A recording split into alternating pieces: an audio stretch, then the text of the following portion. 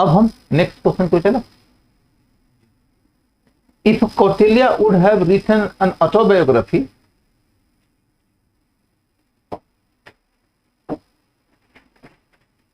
we would have been supplied with eyewitness evidences pertinent to Mauryan administration. Historians are forced to be careful in deriving relevant historical facts from scholarly written book on the statecraft. मतलब ये इस question का crux समझिए कि history writing यदि आप करना चाहते हैं तो आपको सोर्स चाहिए।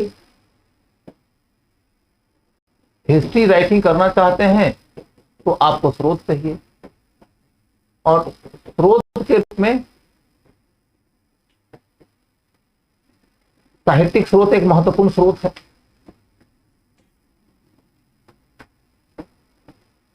अब साहित्यिक स्रोत के तौर पर यदि हम अर्थशास्त्र और इंडिका को रखें तो ये दो सबसे महत्वपूर्ण स्रोत होते हैं मौर्य काल का इतिहास लिखने के लिए। और भी कई सारे सोर्सेस हैं, चाहे मामूलनार की रचना हो, चाहे कलहन हो, चाहे वानभट्ट की रचना हर्षचरित हो, चाहे बौद्ध साहित्य है या जैन साहित्य है, चाहे वो तिब्बतन साहित्य है, चाहे वो सिंहली साहित्य है। सोर्सेस अनेक हैं, लेकिन फिर भी सबसे महत्वपूर्ण स्रोत की बात यदि करें तो वो अर्थशास्त्र और इंडिका है। अब अर्थशास्त्र की यदि बात हम कर रहे थे तो इस पुस्तक के अंदर सबसे जो गंभीर सीमा नजर आती है वो ये कि यह एक अनुसंधात्मक साहित्य है। अनुसंधात्मक साहित्य,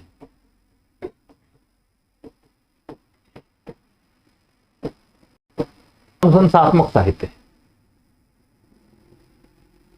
अनुसंधात्मक साहित्य का मतलब क्या होता है कि इसमें यह बताया गया कि ऐसा होना चाहिए। आप देखोगे कि पुरुषार्थ चार है: धर्म, अर्थ, धर्म, अर्थ, काम और मोक्ष। धर्म, अर्थ, काम और मोक्ष। अब उसमें धर्म के ऊपर बहुत सारे ग्रंथ लिखे गए जिसको हम धर्मशास्त्र कहते हैं। काम के ऊपर किताब लिखी गई कामसूत्रा।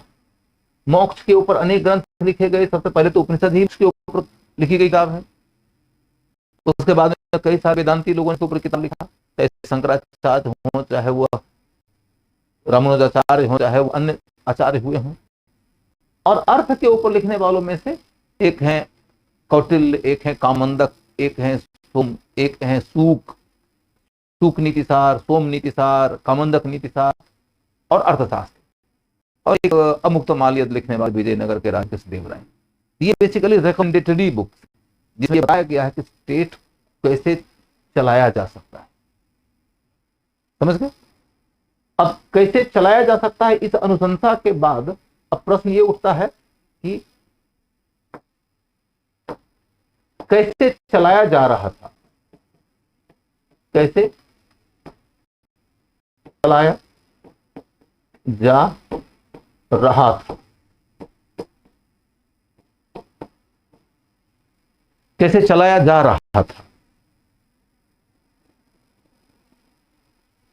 तो हम अस्पष्ट हैं, अस्पष्ट हैं। हम ये नहीं जानते हैं कि चाणक्य ने जो अनुशंसा दिया उस अनुशंसा का कितना हिस्सा कार्य रूप लिया, to what extent it was executed. तो रिकमेंडेशन एंड एक्सिक्यूशन के बीच में जो गैप पॉसिबिलिटी है वो पॉसिबिलिटी तो रहेगी ही रहेगी, लेकिन कितना गैप था और कितना लागू हो पाया वी डू नॉट नो। हम सिर्फ ये अनुमान लगाते हैं कि चाणक्य चूंकि चंद्रगुप्त के गुरु भी हैं, चाणक्य ने चंद्रगुप्त को राजा बनने में बहुत योगदान किया है, चाणक्य चंद्रगुप्त के महामंत्री भी थे, तो इनमें बहुत सारी बातें लागू हुई होंगी, लेकिन कितनी वी डोंट नो। समझ गए? और तब इसी समय एक इतिहासकार रहता है कि यदि उन्होंने आत्मकथा लिखा होता तो आत्मकथा में तो वो बातें लिखी जाती है ना कि जो हो रही है, जो घटित हुई है, वो बातें यदि कोई लिखता तो इतिहास के लिए बहुत बढ़िया स्रोत होता। किसी को डिफ्रेंशिएट कर देंगे तो आंसर निकल के आ जाएगा। क्या मैं बात समझा चुका? तो मेन जो कैच ऑफ द क्वेश्चन है वो ये है कि चाणक्य ने रिकमेंडेटरी बुक लिखा है, तो रिकमेंडेटरी बुक के एक्सेप्शनल एस्पेक्ट को लेकर हम अस्पष्ट हैं। यदि चाणक्य ने ऑटोबायोग्राफी लिखा होता तो चाणक्य वो चीजें लिखे होते जो चीजें हुई हैं, जो चीजें हुई हैं यदि वो कोई लिख के दे दे तो हिस्टोरियन के लिए बहुत बढ़िया सोर्स हो जाता है। क्लियर? अब हम इधर क्यों चले? Give an account of the measures adopted by Mauryan state to ensure the कोष। मतलब मौर्य राज्य ने कोष की प्राप्ति के लिए क्या क्या उपाय किया है। बहुत मुश्किल तो नहीं है।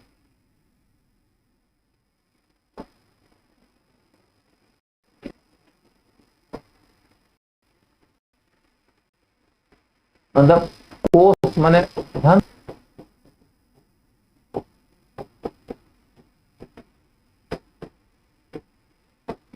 प्राप्ति का उपाय।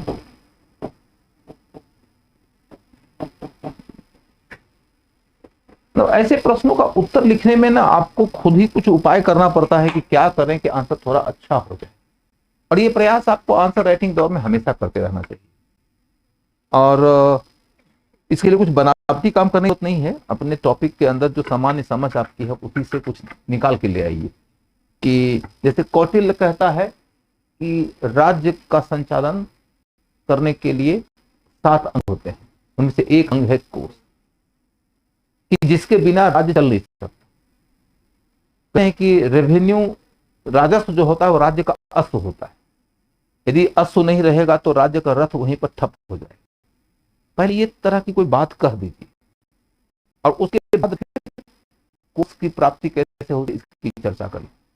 लगे कि हाँ सीरियसली लिया गया है, एक कॉन्सेप्ट तौर पर लिया गया है, ये नहीं कि चलो कुछ फैक्ट है कुछ दे दिया गया। समझ गए? तब कहते हैं फिर तो उपाय क्या?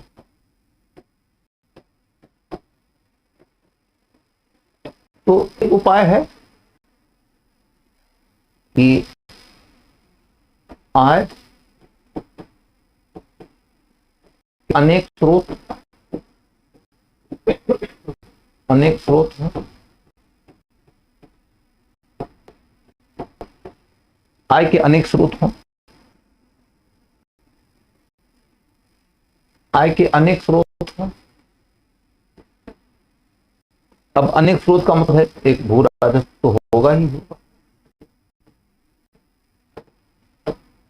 भू राजस्व के साथ में फिर हम देखते हैं कि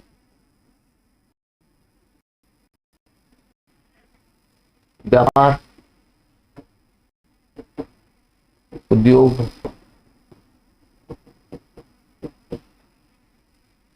इन पे भी कर लग रहा है।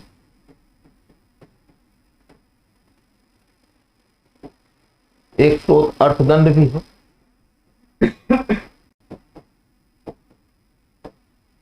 अर्थदंड भी एक स्रोत है राज्य के आय का।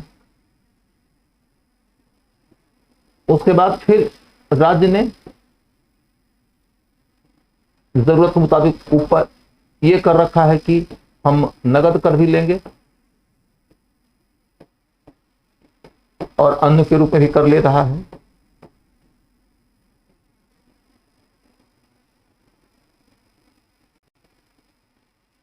फिर आपातकालीन कर का प्रावधान भी है।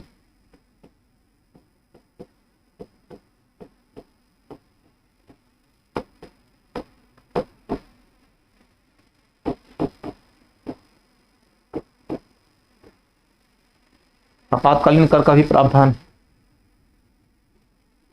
फिर आप देखोगे कि राज्य कर की वसूली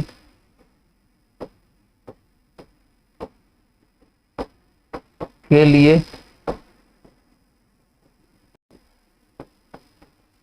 कठोर था कि कर की वसूली का कठोर है। आप मेगास्थनीज को पढ़ो तो कहता है कि यदि कोई सेल टैक्स की चोरी कर लेता था तो मृत्युदंड मिलता। ठीक है, कठोर था। मृत्युदंड तो नहीं मिलता होगा, लेकिन लगता है कठोर है।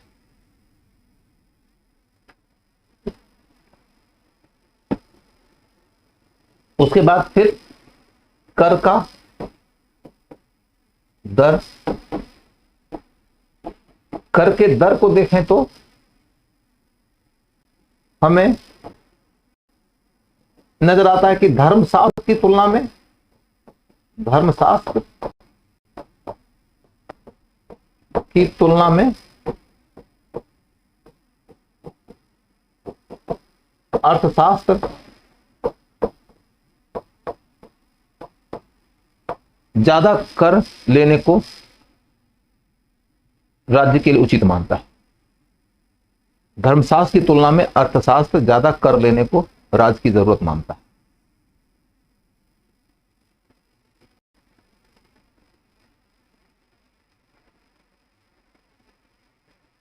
ठीक है, अब इसके बाद फिर चलकर देखें कि इतना पर्याप्त नहीं माना गया, इतना को पर्याप्त नहीं माना गया।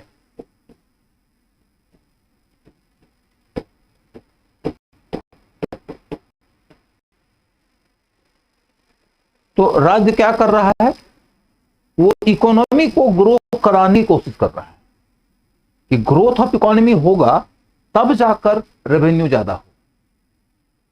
तो ग्रोथ को बढ़ाने का प्रयास कर रहा है।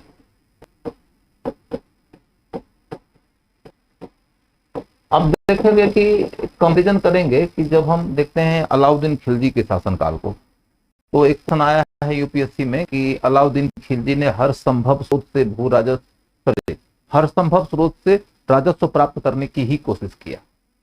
इसका मतलब है क्या है कि उस ही शब्द पे गौर करिए कि हर संभव स्रोत से राजस्व प्राप्त करने की ही कोशिश किया। मतलब वो दूसरा प्रयास नहीं कर रहा है कि क्या करें कि हमारी इकोनॉमी का बेस बड़ा हो जाए, कि हमारा परसेंटेज ज्यादा ना हो तो भी रेवेन्यू ज्यादा हो जाए। मौर्यों ने एक तरफ तो यह प्रयास किया कि कर के सोर्सेस अनेक हों, फिर है कि धर्मशास्त्र के इतने दर से हम कर नहीं लेंगे, उससे ज्यादा लेंगे, आपातकालीन कर भी ले सकते हैं, और उसके बाद में कर की वसूली भी सख्ती से होगी। लेकिन इतना सफिशिएंट नहीं है, हमें इकोनॉमी के बेस को ब्रॉड करना पड़ेगा। और बेस को ब्रॉडन करने के क्रम में वो क्या कर रहा है, तो देखो कि भूमि की सिंचाई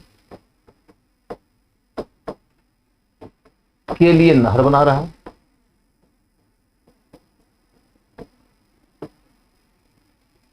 भूमि की सिंचाई के लिए नहर बना रहा है।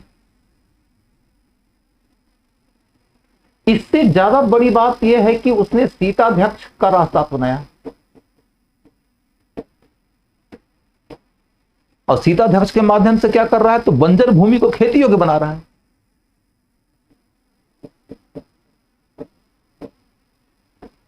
बंजर भूमि को कृषि योग्य बना रहा है।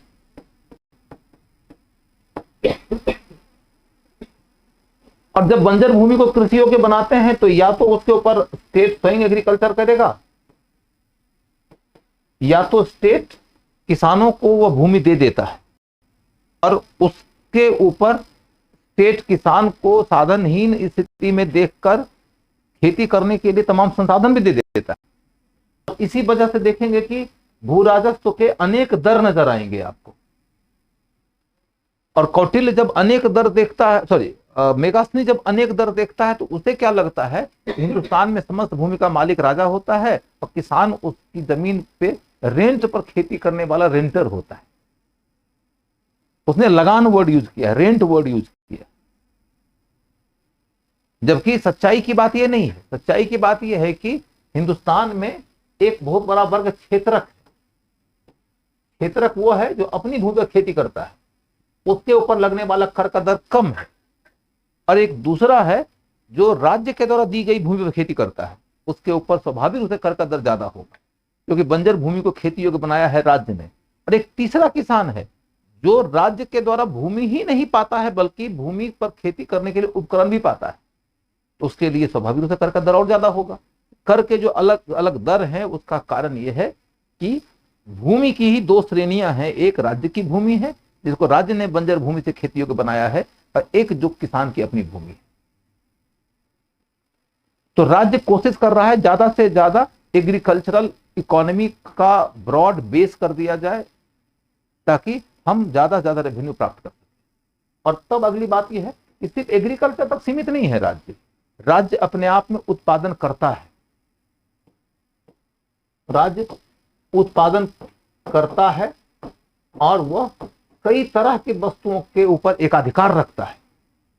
कई तरह की वस्तुएं हैं जिनके ऊपर एकाधिकार है, राज्य का एकाधिकार है, और उन वस्तुओं का उत्पादन स्टेट ही करता है और वो राज्य के आय का एक स्रोत बन जाता है। ठीक है, अब तब एक कदम और आगे बढ़ते हैं कि यहां तक कि हम देख रहे हैं कि राज्य जो है वो एक अधिकारी रखता है गणिकाध्यक्ष। गणिकाध्यक्ष यानी गणिकाओं के प्रशिक्षण की व्यवस्था की गई और प्रशिक्षित गणिकाएं अपने व्यवसाय से जो धन कमाती हैं उस धन से उन्हें एक अमाउंट ऑफ रेवेन्यू देना पड़ता है स्टेट को, और यदि कोई गणिका उसके बाद अपना वो व्यवसाय छोड़ना चाहे तो स्टेट को कॉम्पनसेट करना पड़ेगा उसको। ये भी राज्य की आमदनी का एक स्रोत है, and you can find it with description in अर्थशास्त्र।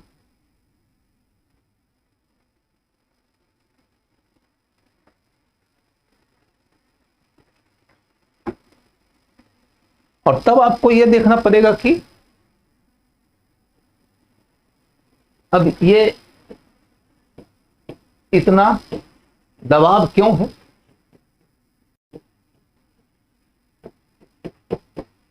रेवेन्यू की वसूली का इतना दबाव स्टेट के ऊपर क्यों है? तो एक तो इसलिए क्योंकि बड़ी सेना है,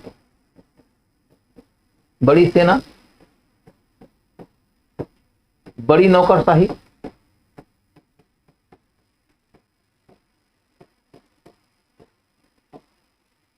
बड़ी सेना है, बड़ी नौकरशाही है, और फिर स्टेट सांस्कृतिक मामले में भी ज्यादा सक्रिय है। सांस्कृतिक सामाजिक सक्रियता भी बहुत ज्यादा है।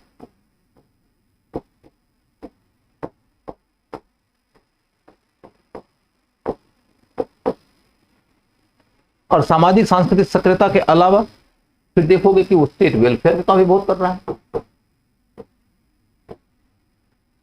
वेलफेयर वर्क भी बहुत कर रहा है। स्टेट के वेलफेयर का भी वर्क बहुत ज्यादा हो रहा है।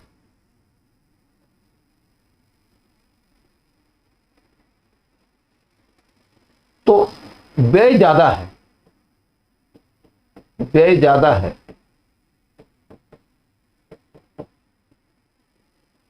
जिसके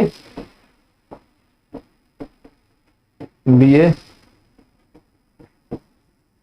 पर्याप्त और सुनिश्चित आय प्राप्त करना एक चुनौतीपूर्ण कार्य रहा होगा, एक चुनौतीपूर्ण कार्य रहा होगा।